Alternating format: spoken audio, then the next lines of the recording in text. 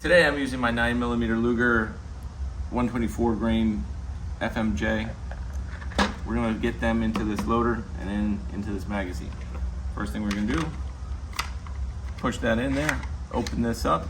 We're gonna hold this from the handle using my left hand. We're gonna open up our box of bullets here. We're gonna slide it down so that only one row of bullets comes out. You'll get used to this after a while, I think. You just take them, get them even with the thing, give it a dump, they'll fall right in there. Then you take your little pinky, go down to the next one, bring it right up to the edge there, give it a front dump, and you're ready to go. So you're gonna push them down. You can either use this or you can do it by hand. When it gets down to the bottom, you wanna make sure this bottom one gets into place. You see how he's in place?